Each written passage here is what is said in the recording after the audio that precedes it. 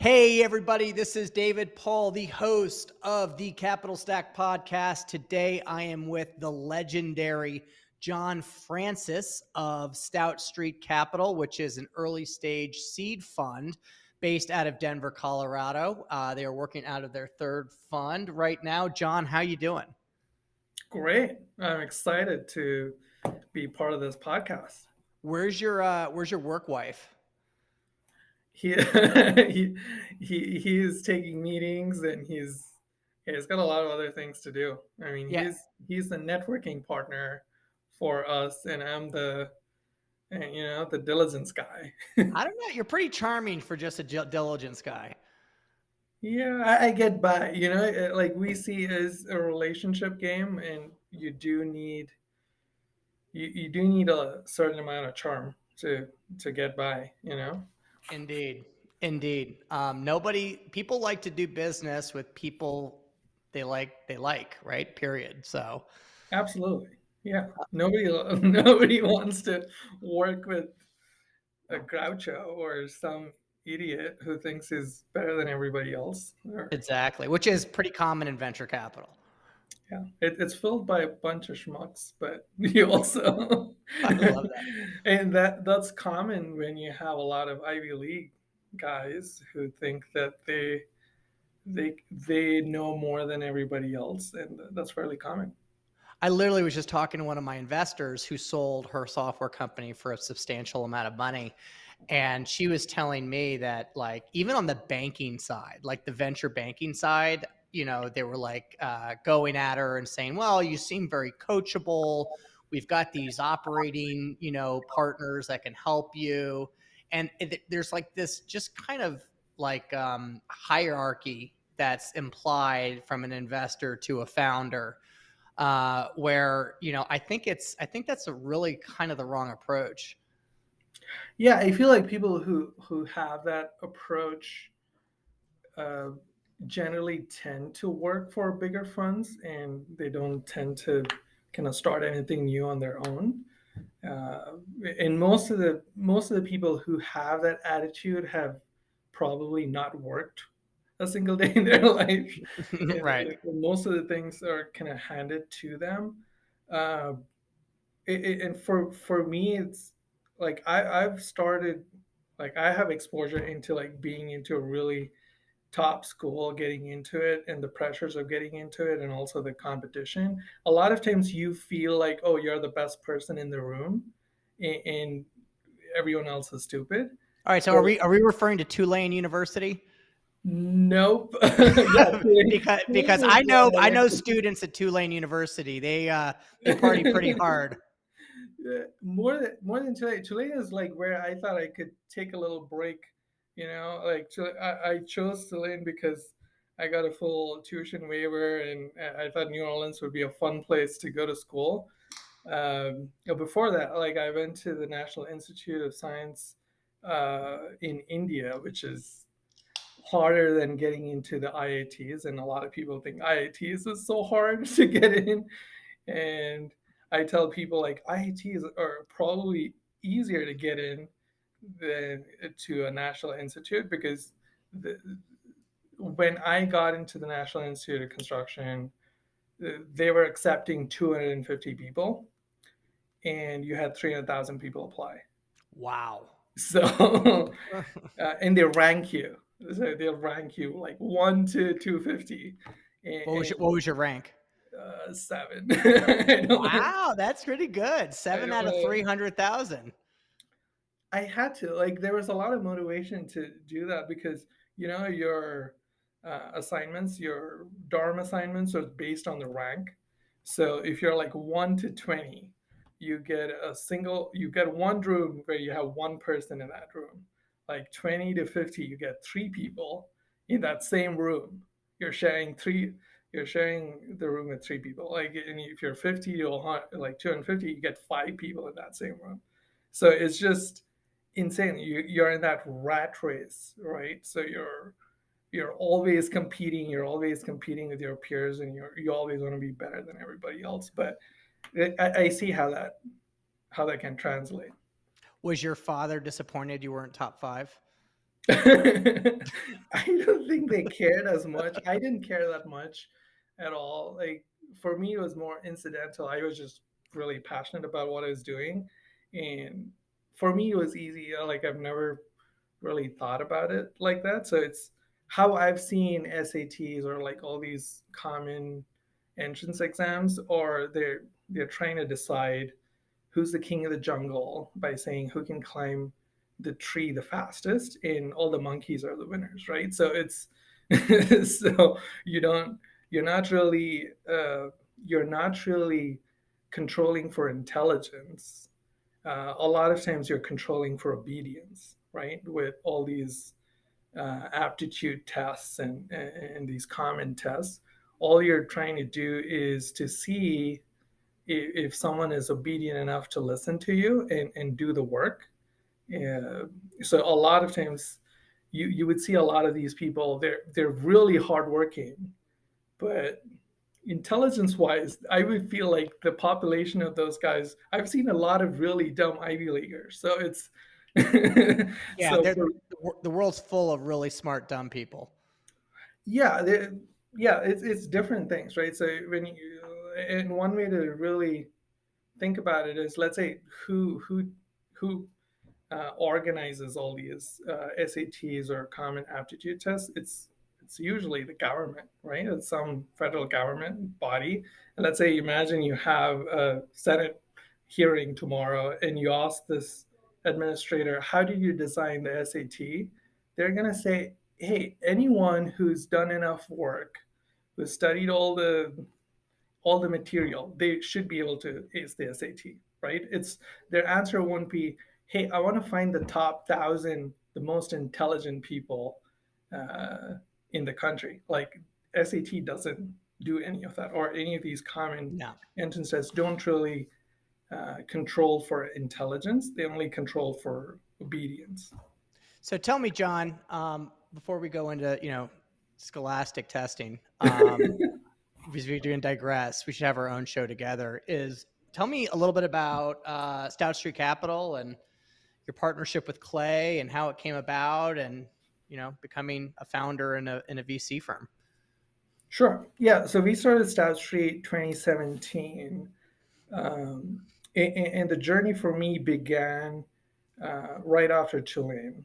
I got my MBA out of Tulane. In I have a fairly unconventional path. So I went to the high frequency trading right after school. And the reason I chose Tulane was they had an exceptional trading program. And I was trading oil and gas and energy. And while I was in school, I was managing a small fund, and I had a few of my professors actually give me money to run the fund. And I did a bunch of consulting. So I was probably one of those people who was like extremely bored with the MBA program, and I thought like, hey, this must be so. This is I don't know why people complain so much about an MBA program. It's just Mm-hmm. so easy. So I probably consulted with around 30 to 40 companies, like people from Zales to like sewage treatment plants, city of New Orleans, like everyone, right? So I consulted with a lot of people, a lot of businesses, and one of the things that allowed me like to kind of get into venture was the consulting practice that I built while I was still a student, and I kind of continued that while I was doing the hedge fund as well. Was seeing all these early stage companies early on, and trying to break into the market, trying to see how they can differentiate themselves, and that kind of gave me the lead into venture capital. So once I started the hedge fund, did the high frequency trading, sold my business to another hedge fund. For me, the next like logical step was to look at early stage startups, look at early stage companies, and working with family offices allowed me to kind of start my own fund and get into early stage investing.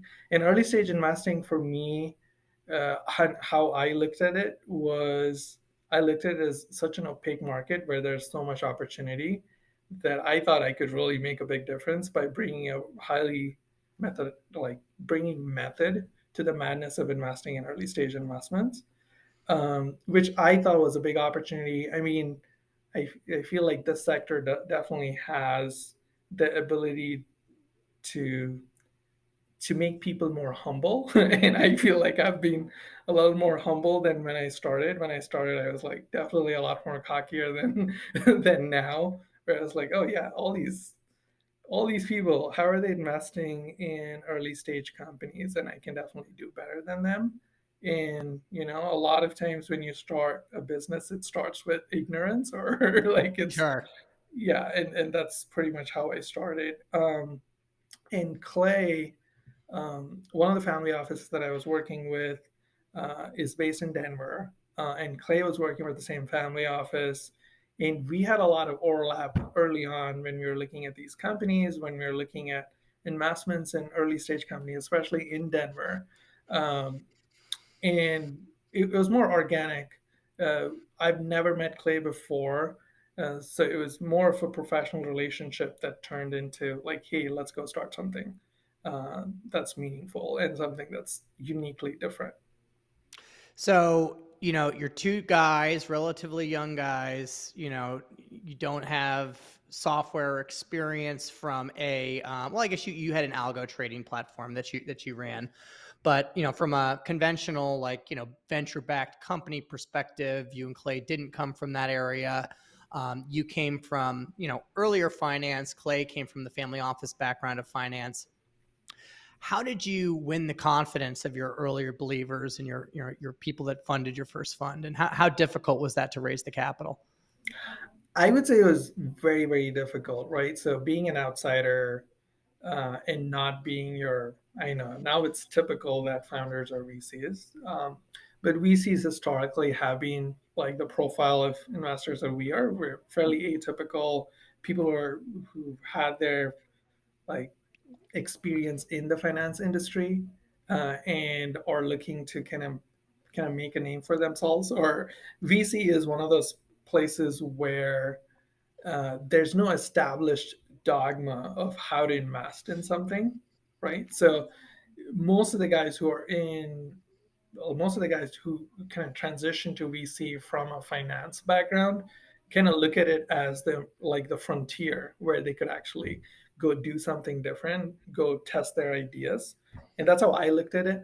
But the landscape, as you said, is definitely dominated by what you call operators or founders who have had exits, or your traditional people who have no experience with fund management, portfolio construction, any of that, right? So any of the nuances of finance, none of that matters in VC.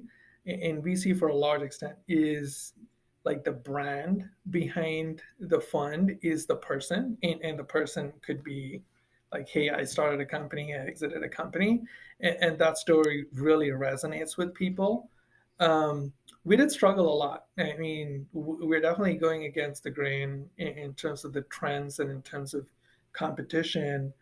We are definitely competing with people who could pretty much say like, "Hey, we've been founders, we've been in your shoes, we've been there, done that," and that story definitely resonates better in the modern VC world compared to like, "Hey, I'm a fancy finance guy who knows how to build a portfolio and who can really invest in companies."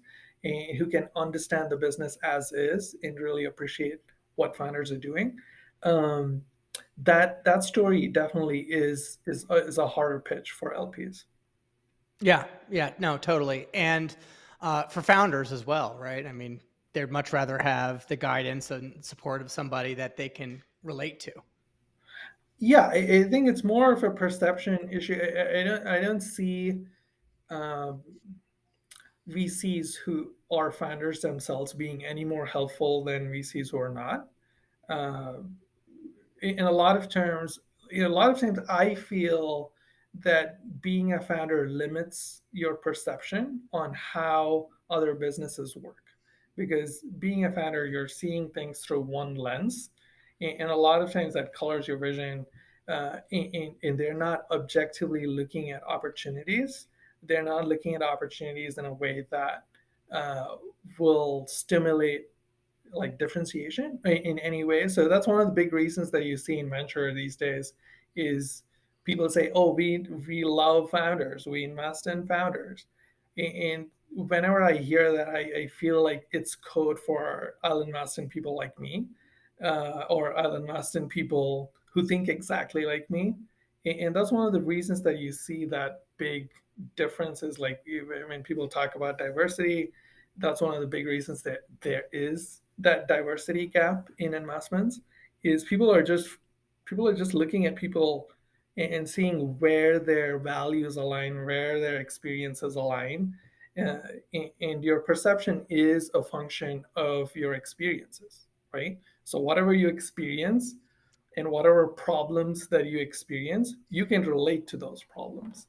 And a lot of times, the the startup space is dominated by uh, by problem solvers who can align their problems with the funders' problems. So a lot of the solutions and a lot of things that you see aligns greatly with what investors consider as problems, right? So and that's one of the reasons why you don't see people going after like how do I solve poverty or how do I Right. solve mass transportation? Like no, like people who are funding them are not thinking about those problems. So a lot of times those ideas never get funded. Yeah. So, a lot of what you said resonated with me. I have fallen victim to um, this persona, and I've written about it. And I think I want to continue writing about it because I think it's super important to talk about is the, I notice when I'm around great founders, uh, and being around such greatness that there is an inadequacy I feel as an investor because I find companies, I find LPs, and it's money in, money out. I mean, it's not terribly complex. It's hard, but it's not complex, right? We're not dealing with things on an operational level like a founder is. And, I think the desire to add value for a guy like me, or push executives or onto them or push ideas onto them because of feelings of inadequacy is pretty prevalent within the venture capital community. And like the whole idea of like, is this person coachable? Like, who says they want your coaching to begin with, right? Like, so I see where operators can add a ton of value. I mean, I think it all is dependent upon the person. But I know from somebody who is not, I mean, I don't think I've come from a traditional finance or from a traditional founder background. I kind of did probably half of each poorly, right? And then founded my own firm, and then I've had a longer career for my age in venture, but I definitely feel a disconnect personally, and like I need to constantly be aware of how I'm talking to founders, and is this my desire to be right and to be helpful, or is this actually constructive? Yeah, I mean that's one of the things I feel like in terms of timing, what you're describing, I feel like it's a function of time. I think it's more of like this last decade. We've seen that more operators and founders taking on VC roles, that dual role. But historically, it's not been like that. I mean, if you look at some of the legendary investors out there, right, Arthur Rock or like Don Valentine, they were not founders. They were they were like finance people, just like who you are right now, right? So the most important thing that I feel like it is not being a founder or not being anything. I mean, you could be completely unempathetic even if you're a founder. Like the most important thing for a VC is empathy. Like if you can empathize with the problem, you can empathize with the founder and what he's building and where he's going. I feel like you can be a great investor. It doesn't matter if you are a founder, if you have built a business with a certain methodology or a certain playbook. A lot of times, the founders that are going out and raising capital, they are pretty much playing with really old playbooks. The playbooks are obsolete. They're obsolete like in a day, right? If you have a playbook that works today, tomorrow it doesn't work because someone else can copy the exact same playbook, right? Hmm. So it's playbooks don't make founders valuable. Like what makes founders valuable from a VC perspective is can they empathize with the founder? Can they really feel what they're feeling? And I feel like you can empathize. You've been on both sides of the table, and that's the most important thing that matters. Like that's what I feel matters. And I feel like as long as I can empathize with founders, I can empathize with the problems they're solving. I feel like we're in a great position to be great investors. Yeah, no, I think so. I think that's right. At least I hope so. It And is. It is. Yeah. but yeah, no, I can completely concur with all those statements. So sitting on boards is something that you do, as an investor at Stout Street. So how do you think about kind of your investment strategy and your portfolio construction, lead, follow on, all that stuff? Yeah, we do. We do sit on boards most of the time uh, when we are leading. And for us, how we look at leading is we are more than happy to just co-invest with other investors. We are a fairly small check, right? So we write 200,000 to $500,000 checks, and hopefully with Fund 3 we can write a bigger check, right? So we are writing fairly small checks, and the beauty of writing small checks is we can kind of squeak in, like we can squeak into any deal, right? We could be the last check in. We could be the easiest yes on a round. So a lot of times that really resonates really, really well with other coin masters and other lead investors, where we come in and we are able to make a decision in less than a week or a couple of days.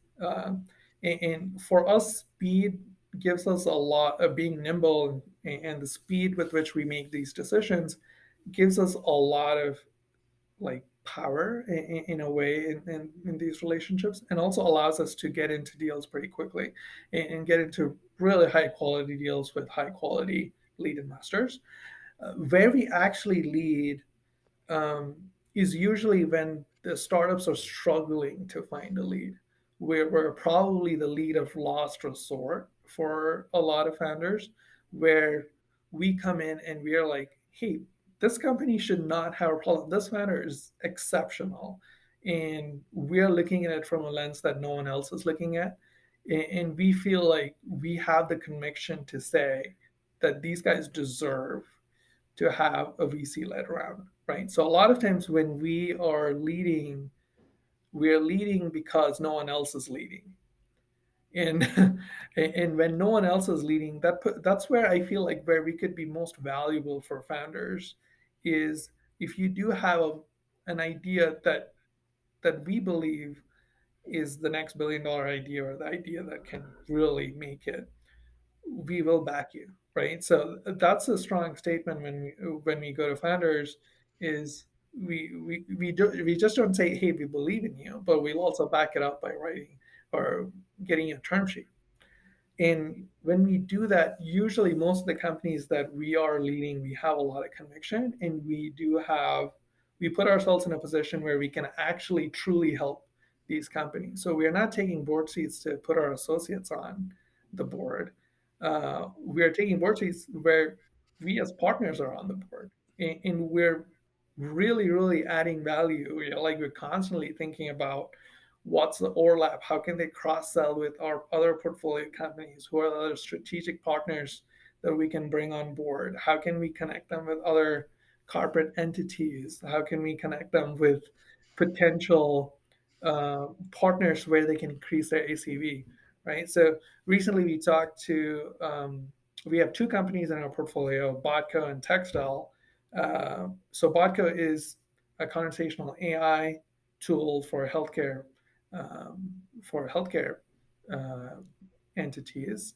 And Textile works with contact centers, and they provide text services, right? So they're fairly on where they're fairly, I would say, on the commoditized side of text, where they're not providing intelligent conversations or intelligent text. So where we brought these both these CEOs together and we said, hey, both of you guys have like an amazing product. You already have a lead into all these customers. Why don't we bring both of you together where you're using both your capabilities, right? And on the tech side, right now, there's no intelligent tech solution that can automatically respond uh, to like text queries from everyone from everyone from your local health centers to your emergency centers. There's no way for you to actually respond to those texts. And Baco actually does that fairly easily, right? So by bringing those two people together, or two startups together, we were able to grow their ACV from like 10,000 to 100,000, right? So by a factor of 10, we were able to like grow those businesses by just thinking outside the box, thinking like how synergistically we can bring these people together, how we can really add value. So we're not just sitting on the board to be a passive board member who would approve on resolutions and just sit there and listen to what CEOs are saying. But we really want to be part of the team where we are actually part of growing the team and also being a value add to the team. Yeah. No, I think that's right. Being able to see past the minutia of the day to day and see the bigger picture because you're not in it is incredibly insightful. Being able to, in a caring way, challenge ways of thinking with some other experiences you might have had, right? That could, be, other data points. And, ultimately, I want to create an environment of feeling safe for a founder. I never want to be in a position where a founder does not want to call me, whether like they lose a bunch of customers or an employee quits or there's a lawsuit. Like I want to be the first call, not because they're scared, but because they want a safe place to go because they can't talk to their employees about it. They can't talk to their, customers about it. Like I want to be the investor that they call so I can help them talk them off the ledge because ultimately, there's most problems are solvable. Yeah, absolutely. I mean, you want to be their friend, right? So, and a lot of times, one of the big issues for founders is mental health. I mean, it takes a toll on them. I mean, running a company, you are responsible for all your employees. So there's a lot of pressure, a lot of untold pressure that's on founders uh, outside of just financial performance, right? So it's your duty as a board member to be available and to be helpful where you can. And I feel like again, all of this leads back to, can you empathize? Can you really understand the problems and really treat them as humans, right? So So you said an interesting term earlier in the conversation. You said exceptional founders, and I've got an idea of what that looks like. But how do you identify an exceptional founder? I feel like exceptional founders is such a, I feel like, overused term in VC, where people say, "Oh, we invest in exceptional founders." So in most of the time, for VCs, it's really hard to define that. It's really 100%. hard. It's really hard to define that, and it's one of the one of the biggest problems is when people say they invest in exceptional founders. The natural question is like, every time you say no, does that mean all these guys are not exceptional, right? So there's that like dichotomy of that idea where if you're on one side, you're damned, or if you're on the other side, you're still damned. So in terms of exceptional founders, how we look at it is,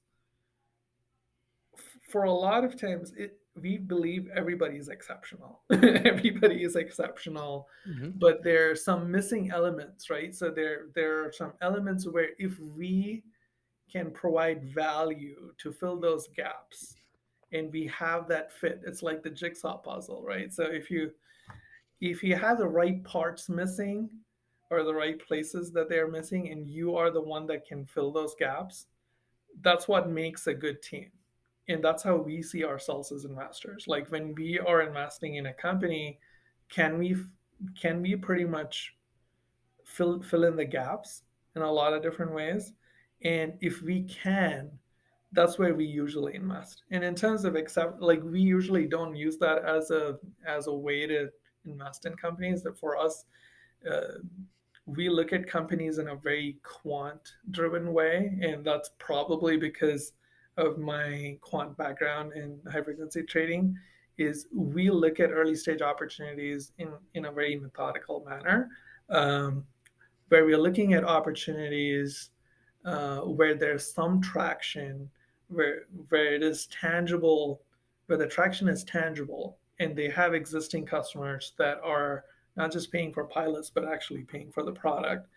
Um, the growth itself is tangible, right? And also the path for growth is sustainable. Like those are some of the things that we look for when you're investing in companies. And in terms of the founders itself, we feel a lot of times that's part of the equation, but not the only part of the equation, like some VCs think.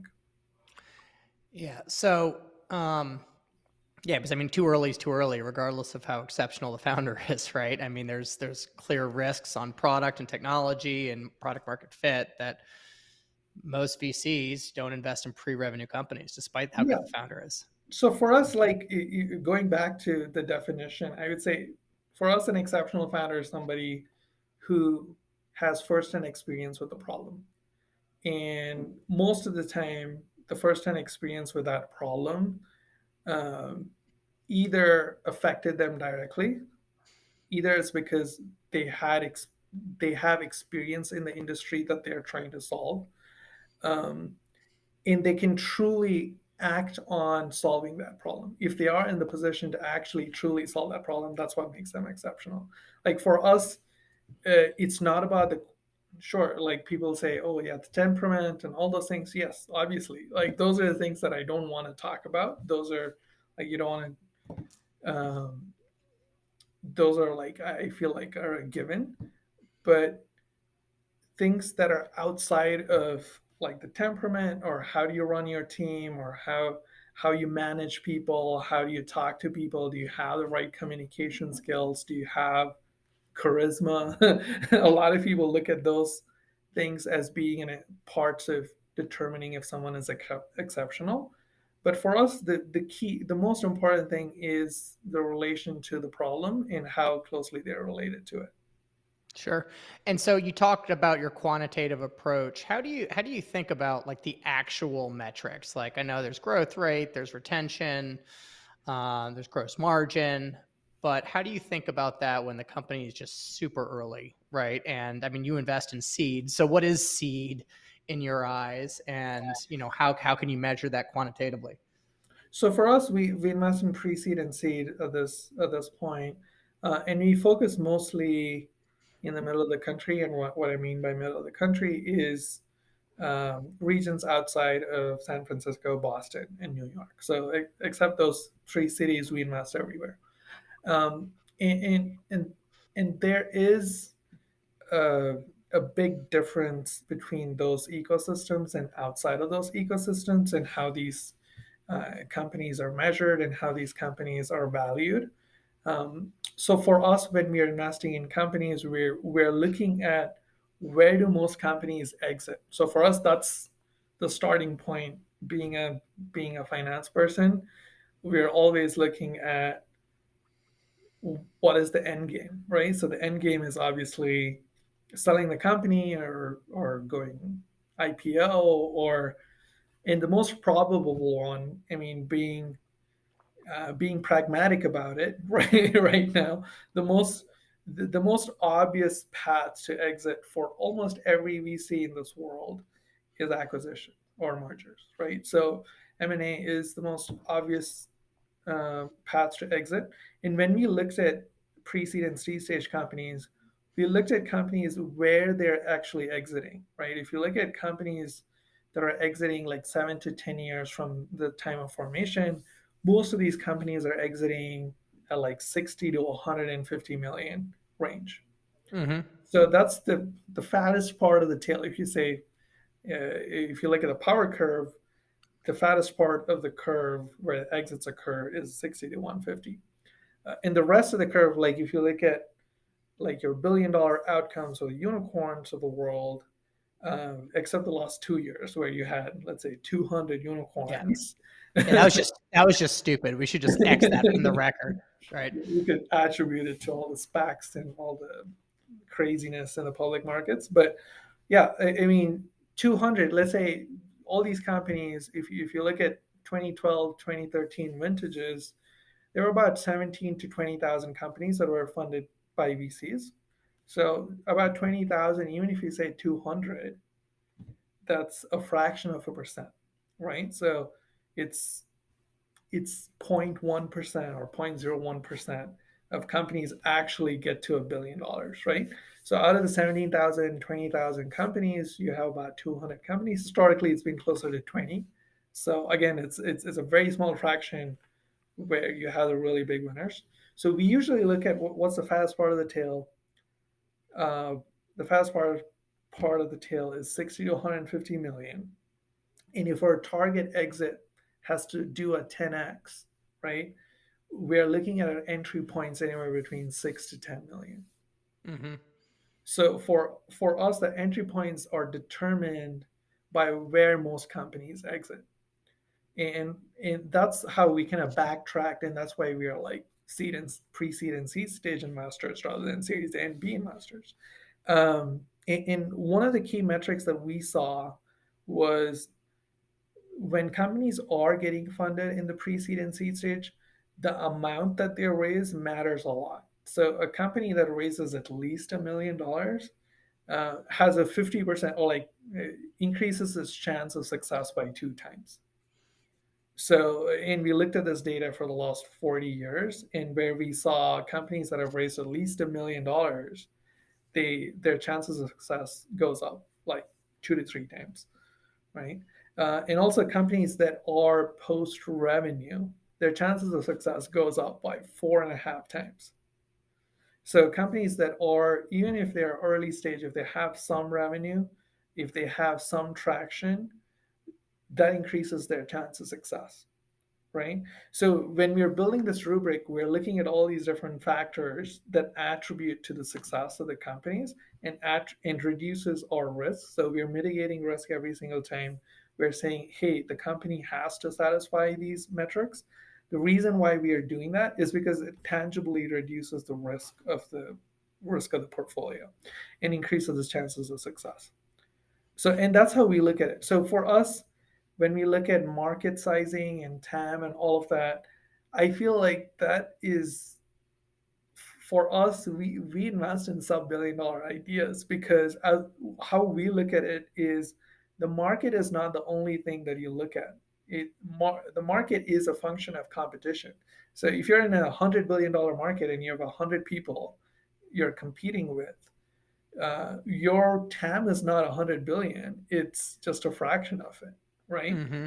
But a lot of big funds don't look at it that way. They look at it as like, oh, winner takes all and growth at all costs. So you could pretty much pump and dump is one of the big things that people look at. We look at markets very differently, where we look at sub $10 billion markets, and we say, hey, if you're the one of the two or one of the three people who are leading the space, we would bet big on you because you have a higher chance of capturing the market than competing in a market where there are like 20 or 30 other people that you're competing with in a larger market. And also how we look at it is we're not chasing blue oceans most of the time. We're chasing red oceans. We are uh, how we look at investments is the biggest opportunity for acquisitions are in the red ocean, where companies are primarily improving efficiencies in the market, right? So efficiency improvements are tangible value creation. The tangible value creation usually leads to synergies, and those synergies is what leads to acquisition. And that's how we look at it, right? So which is very high level in what we've seen is in the last 20 years. anything that adds value, anything that is accretive in nature, would generally tend to be a good acquisition target for large public companies, and that's where we want to play, right? So it's being pretty strategic about where we invest. And when we talk about investment thesis, our investment thesis is we'll invest in anything that improves efficiency in an existing market, right? So in an existing market being a red ocean. Awesome. Awesome. And how do you think about follow on?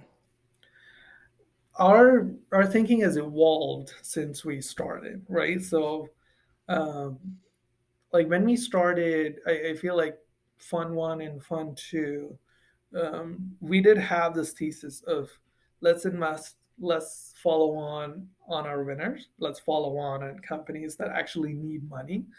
Um, and on second fund, it evolved to let's just invest on the winners, and if a company is in trouble, we'll let it fail.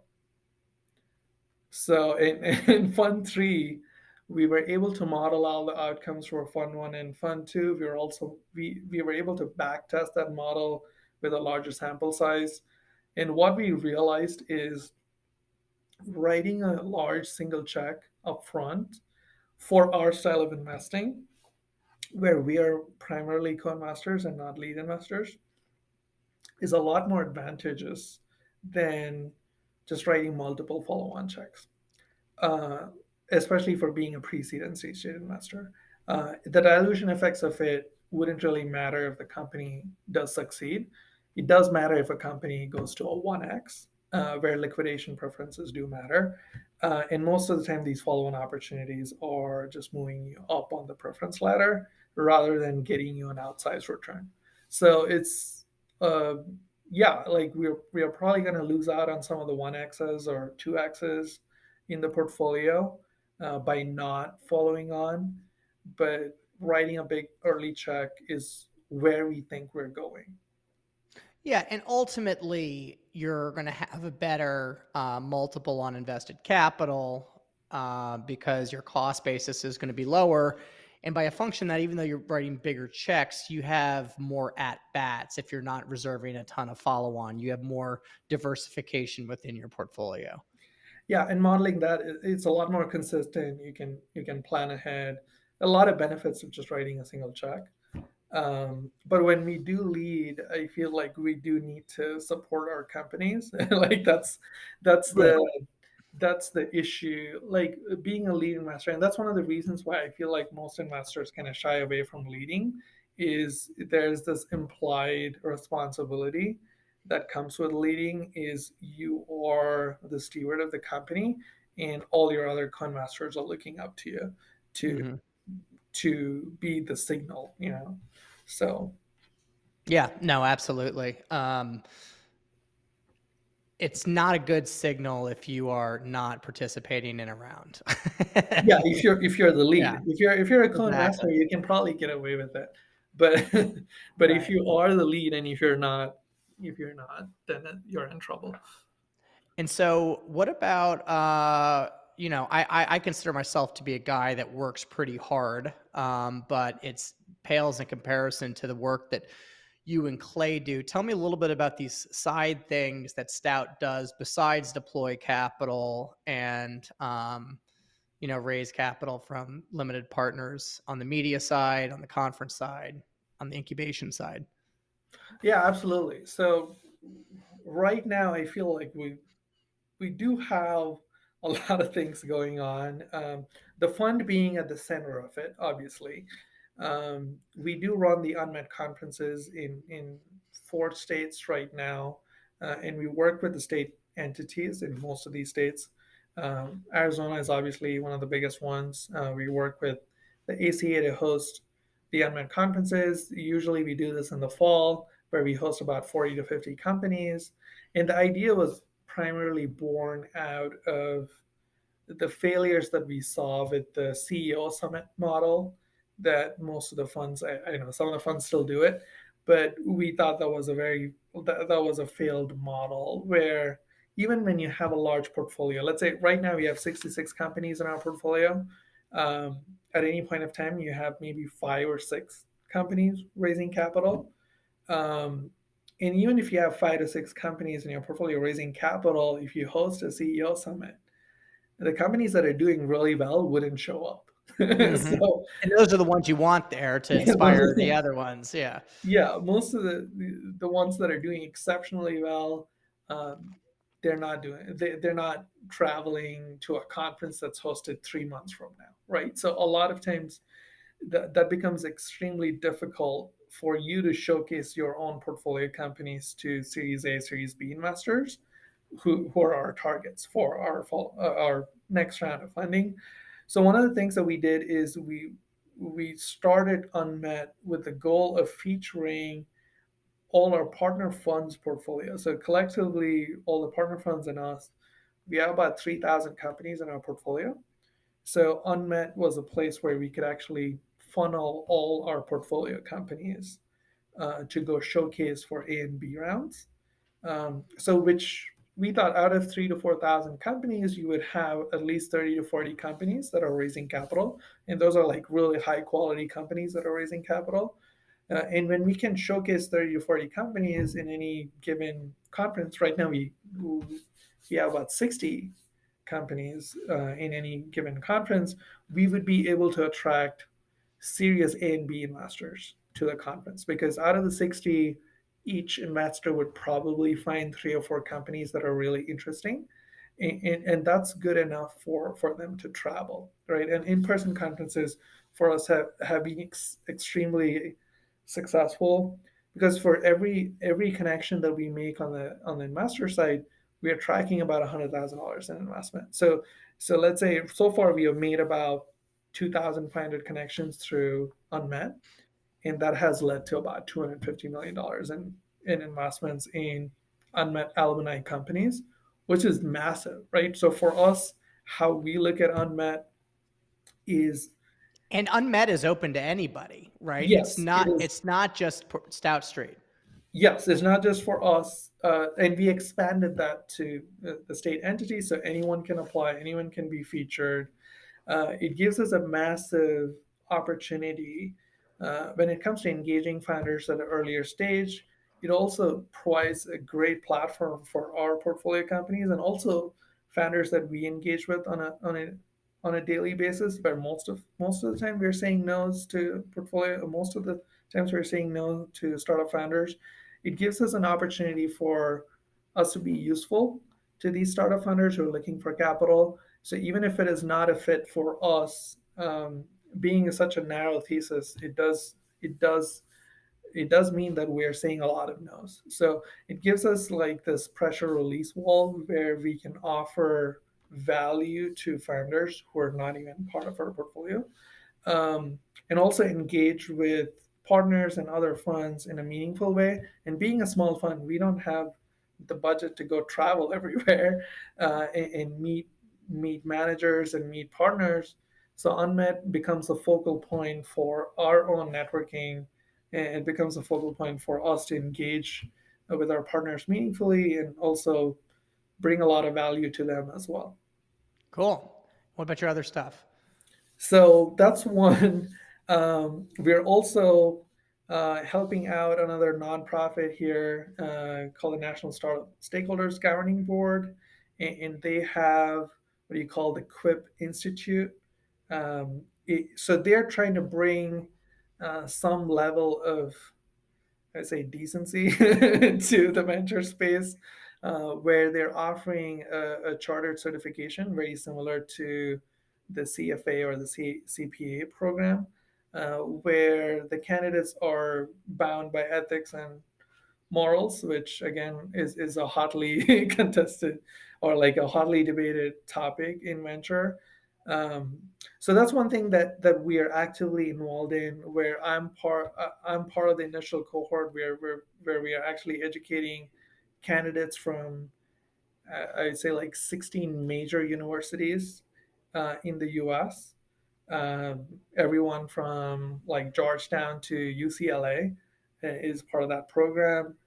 We meet every other Saturday. It's a 9-month program where we can lead them into the in the world of venture and provide them some context and the ability to understand venture from uh, from a methodological way, and also uh, from an ethical standpoint, how do you treat LPs, how do you treat founders, and that's something that VCs don't really have a handbook for. And through this program, you're trying to do that at the grassroots level. So, what are the common unethical things that you see out in the market? Oh, there's there's a lot, right? Right from investing in competing companies and sharing information between them. VCs are the center of handling a lot of confidential information, right? So it's whenever you're dealing with founders who are trusting you with information, and you have access to that information readily without a non-disclosure agreement, or they are believing that you're going to take care of them, right? Or they're believing that you're not going to misuse that information. A lot of times we've seen VCs misuse that in a lot of different ways. We've also seen VCs invest in competing companies too, which I feel is a strong no. A lot of people would be okay with it, but I feel it gives VCs like information that is completely unfair, right? So it Mm-hmm. also it positions you in a bad situation. And also you hear a lot of situations where VCs are exploiting women founders as well. That's one of the things that we're seeing a lot of reports where Exploiting how? it's Like Me Too, or like? oh yeah, Oh oh yeah, wow. Okay, I didn't know it was oh yeah, that. I didn't know it was that dastardly. oh come on.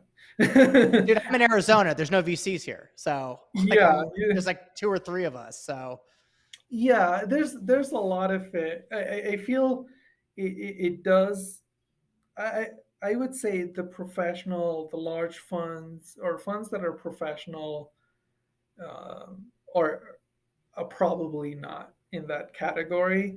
But there are people, because it is there is a power imbalance when it comes to funders and people who are seeking funding. And usually, when you do have that power dynamic, people are people are incentivized to exploit those situations, right? Mm-hmm. And unless you have a fallback, there's no fallback right now. Like, even if somebody does something bad, what are you going to do about it, right? So there's no ethical framework, where there's no ethics council that will disbar you from investing in startups. There's no such thing, right? How do you enforce something like that? So we're trying to do something at the grassroots level, where we can actually make it a norm, where professionals are undergoing some sort of training, undergoing some sort of, at least, um, they had to be conscious about their own biases sometimes too, right? So that's where we're trying to make a difference. Awesome. That's super awesome stuff, John. I'm going to ask you a couple canned questions. What is your favorite book? The Alchemist. The Alchemist. That's a good one. That's a good one. What is the best piece of business advice you've ever gotten? I'd say always ask for legal advice before There you jumping go. into a business idea. I feel like cover your ass first. And then tell me about what is there anybody that you like to follow online? A technologist, an innovator, a financier? Yeah, I've never been like this role model. I've never really um, believed in role models, primarily because I've always been very cynical as a person, and I always like feel everyone is flawed. But Hmm. that's probably why. So I probably wouldn't be able to answer that one. You don't even have a LinkedIn profile, so. I didn't, and Clay said I was doing a huge disservice to the fund, and we're losing interest because I'm not on LinkedIn or social. And that whole thing was because of the like the idea of adverse selection was one of the things that kept me away from being on social media. Is providing enough information about, again, the podcast is probably gonna do the same thing. Is when you do provide a lot of information to founders or to people that you're investing in, um, they do tend to change their pitch. And for me, I thought I didn't want that adverse selection. I didn't want people to change their pitch. I just want them to say what they're saying without me being a factor or a catalyst that'll influence how they're pitching. So that was one of the reasons why I kind of stayed away from social, stayed away from expressing my opinions. But I guess in the new world of venture, you need to be out there and selling yourself. Yeah, well, I agree with Clay. It's absolutely insane that you don't have a LinkedIn profile. Your logic is so stupid on that. You're so fucking smart too. It's just the LinkedIn thing. I mean, all it says is like your jobs and where you went to school.